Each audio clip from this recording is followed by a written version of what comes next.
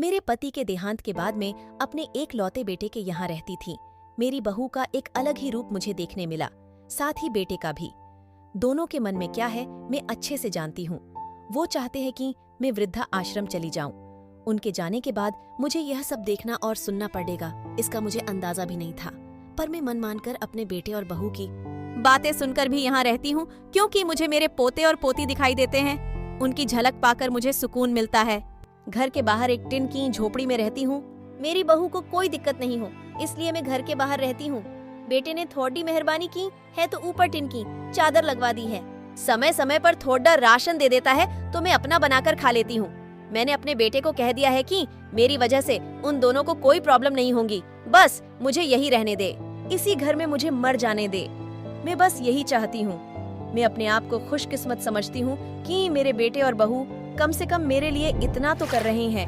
मेरा बेटा सुबह 9 बजे नौकरी जाता है और बच्चे भी उसी समय स्कूल जाते हैं। फिर शाम को 6 बजे मेरा बेटा वापस आता है। बच्चे 3 बजे आते हैं। उन्हें आते जाते निकलते देख मुझे बड़ा सुकून मिलता है। मेरे पति के दोस्त जब कई दिनों बाद आए, मेरे पति के दोस्त थे। उनकी पत्नी का भी स्वर्गवास हो गया है। उस समय पर वो हमारे घर पर आया करते थे। उनसे हमारे अच्छे रिश्ते थे। उनका घर हमारे घर से थोड़ी दूरी पर था। पैरों में समस्या हो गई थी, ठीक से चल भी नहीं पाते थे। वो बड्ढे दिनों बाद मेरे यहाँ आए। मुझे उन्हें देखकर अच्छा लगा। उनका हाल भी मेरी तरह ही था। बच्चे अब उनसे भी परेशान थे। आकर मेरे पास अपना दुखद्दा रोते थे और उन दिनों को याद करते थे। बुढ़ापा हम जैसों को बहुत रुलाता है। उनकी पत्नी का स्वर्गवास हो गया था और उन्हें चलने उठने में समस्या थी, इसलिए वो तो अपना खाना भी नहीं पाते थे। मेरे पास आए तो मैं समझ गई कि यह इतनी मुसीबत में चलकर पुराने दोस्तों के यहाँ चाय और खाने की चाह में ही जाते होंगे। उनकी भी अपनी मजबूरी थी। वो आए तो मैंने उनके लिए खाना बनाया और उन्हें खिलाया। मना कर रहे थे नहीं खाना, लेकिन मुझे पता था कि उनको भूख लगी है। बहू ने खाना नहीं दिया। मेरी बहू ने मुझे और उन्हें खाना खाते देख लिया। वो कुछ भी ना बोली। ऐसे ही वो यहाँ 2-3 बार आए। जब भी वो आते मैं उन्हें खाना खिलाती। फिर उनके जाने के बाद जब मेरा बेटा आया तो बहू कहती है कि तुम्हारी माँ कितनी बेशर्म है, पता नहीं किस किस को आजकल बुलाकर खाना खिला रही है। बड़ी मुश्किल से कमाया जाता है और यह लुटाने में लगी। इनका राशन बंद करो, कुछ दिन भूखी रहेगी तो अक्ल ठिकाने आएगी। मैंने कहा कि मैं अपने हिस्से का उन्हें खिलाती हूँ। तुम्हारे पिता के पुराने मित्र हैं। फिर भी बहू का उल्टा सीधा बोलना शुरू रहा। घर के बाहर रहकर इनको आजादी मिल गई है, पता नहीं क्या क्या करती है। बेटा भी बोला कि कुछ दिन भूखा ही रहने दो इन्हें। मुझे मेरे बेटे ने घर के पीछे सीढ़ी के पास ले जाकर बिठा दिया। कहा कि अब यही बैठो। मेरे तो अब आंसू भी सूख गए थे। अगले दिन मुझे खाना नहीं मिला। मेरे टिन के उस छोटे से कमरे को बहू ने तोड़ डाच दिया। तब मुझे लगा कि अब मैं गलत कर रही हूँ।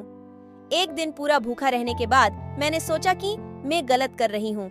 मुझे अब अपने बेटे के यहाँ नहीं रहना चाहिए और शायद गलती भी मेरी ही है। मेरी ही परवरिश में कोई कमी रही है, तभी तो यह परिणाम आया। अगली सुबह मैंने अपने बेटे को कहा कि मुझे वृद्धा आश्रम छोड़ दिया चा, अब मैं तुम दोनों को ज्यादा परेशान नहीं करना चाहती। बहू ने कहा कि एक दिन भूखी रही तो अक्ल ठिकाने आ गई ना। बेटे के चेहरे पर भी अजीब सी खुशी थी। जल्दी से तैयार हो गया मुझे छोड़ डालने के लिए। बहू कह रही थी कि आज की छुट्टी ले लो, यही आसपास मत छोड़ डालना, कहीं 3 दिन में वापस आ जाए। मैंने अपनी बहू से कहा कि बेटी चिंता मत कर, मैं अब नहीं आऊंगी। मैंने अपने पोता पोती को गले लगाया। मुझे पता था कि अब मिलना नहीं हो पाएगा। बेटे को भी चाहती थी कि एक बार जी भर के गले लगा लूं, लेकिन वो बोला चलो जल्दी करो। मैंने बहू को कहा कि बेटी अपना ध्यान रखना। मेरा बेटा मुझे छोड़ दिया चाया। वहाँ आकर मैंने देखा कि मेरी तरह कई हैं। थोड़े दिन उदास रहते हैं, फिर सच को स्वीकार कर लेते हैं। मैं अब यहाँ खुश हूँ, कुछ काम भी करती हूँ। मैं चाहती हूँ कि ऐसा कहूँ कि ऐसा किसी के साथ ना हो, लेकिन ऐसा कब किसके साथ हो जाए कोई बता नहीं सकता। लेकिन माँ बाप को ऐसे समय के लिए भी तैयार रहना चाहिए। बस बच्चों को पालकर बड़ा कर दो, उनसे कुछ उम्मीद मत रखो।